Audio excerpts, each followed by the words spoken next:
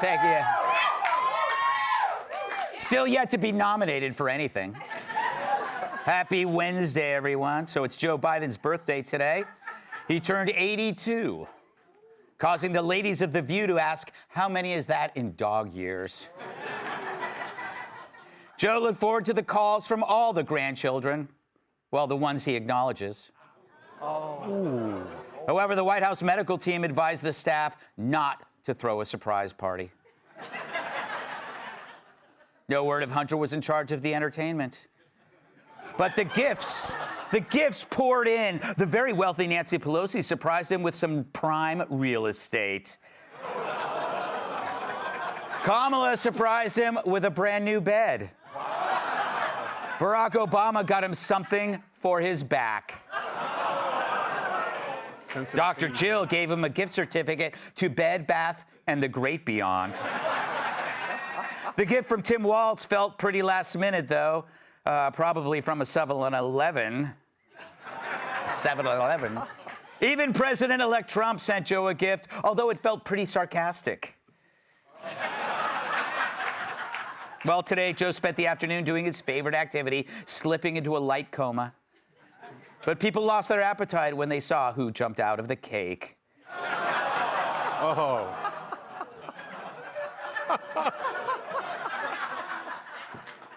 There's reportedly an insane battle brewing over who uses what bathrooms in Congress.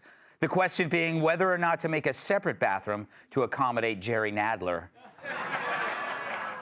Prince Harry filmed himself getting a tattoo. It's of a pair of testicles to replace the originals. A study claims that cannabis is linked to less cognitive decline as you age. And this came from a purely objective source called the Marijuana Herald. Well, who's that? I think we have a picture. Oh, come on, man. It's Harold Ford. Anyway, finally, Delta just announced they'll be serving burgers from Shake Shack to passengers in first class. As a result, guess who's headed to the airport? All right. Quickly. I don't have time for your applause. I'm an important person. So how about that rocket launch yesterday, huh? Elon Musk and President Trump watched the Starship take off from a city called Boca Chica, which is Spanish for small mouth. Thank God they didn't leave from Los Butthole. But while the incoming president celebrated the rocket taking off to cheering crowds, the outgoing president took off as well to a different kind of clamor. Listen. Mr. President, happy early birthday! For your birthday, will you talk to us, sir? As a gift to the press, will you please talk to us? Mr. President, President Biden! Please, we haven't heard from you all trip! Mr. President!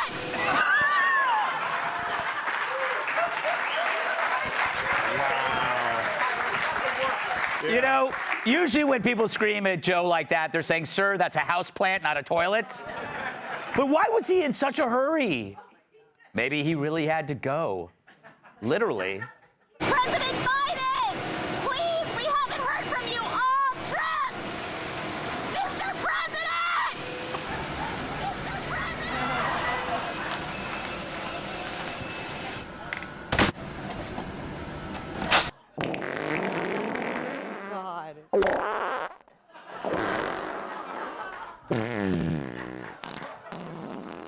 So, it's a tale of two takeoffs. One is a ride to space, another a ride to the rest home.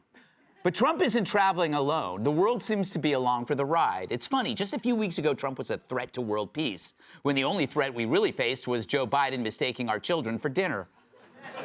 But now foreign leaders are suddenly making nice.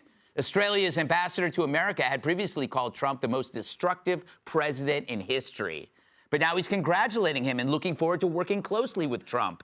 No wonder the Aussies invented the boomerang.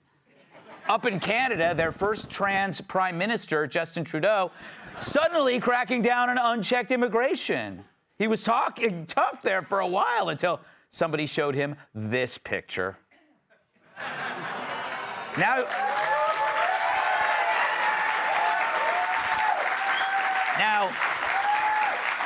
Trudeau so scared he started wearing whiteface. Look it up. Down in Mexico, lefty President Claudia Sheinbaum wouldn't even acknowledge Trump's candidacy on Election Day. Sheinbaum. Mexico has a Jewish president. Maybe she'll agree to Trump building a Wailing Wall. You know, that joke doesn't deserve you. Then Trump said he would make public the intelligence that America had on Mexican politicians in bed with cartels. Suddenly, Sheinbaum's cracking down on her own border now. But soon, Claudia might be welcoming 10 million people who should look familiar. Get ready for an influx of gangbangers, drug dealers, and even worse, washed-up celebs. So Trump's triggering lefty foreign leaders like a quarter-pounder at a PETA rally. But is it all on Trump? As he himself has said, they haven't been after him, they've been after you, and he's just in the way. And the truth is, it's you who's had enough. It just took Trump to make it clear. The world gets it. Daddy's home, and it's time to clean up your mess. And you can't hide behind a legacy media, which is deader than the battery in Rosie O'Donnell's back trimmer. But really, the world wants this. The world wants this. They just needed someone to rip the Band-Aid off. It wasn't going to be Joe or Kamala. Joe lacks the upper body strength, and Kamala doesn't have enough accents to please the whole world. But everyone knew the planet was screwed. Hell, even the bad guys are now picking up their toys and crawling back under their rocks. Qatar has just confirmed that Hamas leaders are no longer there. Maybe they're hiding somewhere safe. Perhaps in Rashida Tlaib's mustache. The truth is, for things to operate in the world, someone has to stand up once in a while and say, wrap it up, guys, this is enough. That guy's Trump. But he's got all of us, too. No wonder the world's scared. It might be the one thing they've ever gotten right. Let's welcome tonight's guest. If he's so smart, what's he doing on this show? Psychologist and author of the new book, We Who Wrestle with God, Jordan Peterson. He can hit you with the truth and knock out your tooth. Host of the Good Guy, Bad Guy podcast on ESPN, Chael Sonnen. Last Thanksgiving, she was mistaken for the wishbone. New York Times bestselling author and Fox News contributor. I'm big this Thanksgiving. And if things go right, he'll choke me out tonight. New York Times bestselling author, comedian, and former NWA World Champion Tyrus.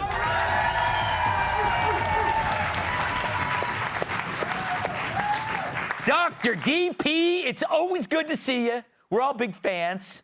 Congrats on the new book. Thank you, sir. Yeah. Very good to be here. So I want your take from up north of what's been going on in America. I mean, for us, it's very surreal. It's very euphoric. What's your take on the election? It's left me speechless, fundamentally. I guess I'm really excited about what might happen. I think most people are, because Trump collected such a strange group of remarkable people around him in the last 2 months in a way that was extremely surprising. And to see Musk and Ramaswamy take over the Department of Governmental Efficiency and to actually name it something name it after a dog and a joke, which I think is unbelievably hilarious. And then to watch Trump yesterday with Musk, watching that rocket take off. I mean, all this it's surreal and literary at the same time. And you Americans are unbelievably good at reinventing yourself. I mean,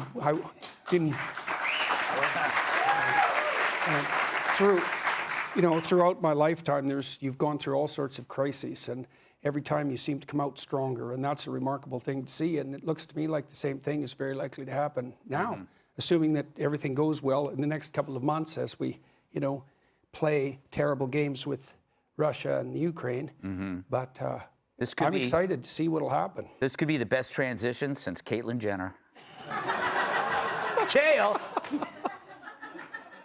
you look fantastic. Thank you, buddy. Yeah, I feel like I underdressed between you and Jordan. I was going to tell you that. I was going to say outdressing Dr. Peterson is difficult, but I feel like you sailed it in tonight. Like maybe you just didn't even try. And you look great. If that's a sweet puppy that you've lost, I fully understand. But what exactly? When you said to us backstage, you said, "Are you guys ready to go?" I was looking at you, go, Greg, are you? Are you sure?